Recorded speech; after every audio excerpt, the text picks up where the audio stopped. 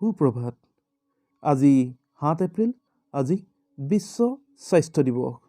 বিশ্ব স্বাস্থ্য সংস্থা হৈছে ৰাষ্ট্ৰসংঘৰ এটা বিশেষ সংস্থা। আন্তৰ্জাতিক জনস্বাস্থ্যৰ সমন্বয়ক হিচাপে কাম কাজ কৰা বিশ্ব স্বাস্থ্য সংস্থা অৰ্থাৎ ৱৰ্ল্ড হেল্থ অৰ্গেনাইজেশ্যন নামৰ সংগঠনটি 1948 চনৰ ৭ এপ্ৰিল তাৰিখে গঠন হয়। স্বাস্থ্যৰ প্ৰতি সচেতনতা আৰু উপযুক্ত কৰ্তৃপক্ষৰ দৃষ্টি আকৰ্ষণ কৰাৰ উদ্দেশ্যেৰে বিশ্ব স্বাস্থ্য সভাৰ আহ্বান মৰ্মে বিশ্ব স্বাস্থ্য সংস্থা গঠনৰ দিন অৰ্থাৎ ৭ এপ্ৰিল তাৰিখটো সমগ্ৰ বিশ্বই বিশ্ব স্বাস্থ্য দিৱস হিচাপে পালন কৰে।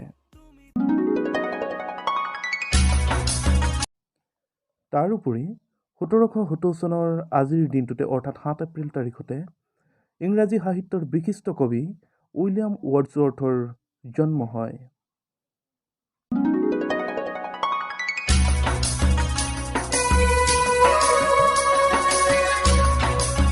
তাৰোপৰি 1979 চনৰ ৭ এপ্ৰিলত অৰ্থাৎ আজিৰ দিনটোতে শিৱসাগৰৰ ৰংঘৰৰ বাকৰিত সংযুক্ত মুক্তি বাহিনী অসম অৰ্থাৎ আলফা নামৰ নিষিদ্ধ ঘোষিত সংগঠনটিৰ জন্ম হৈছিল।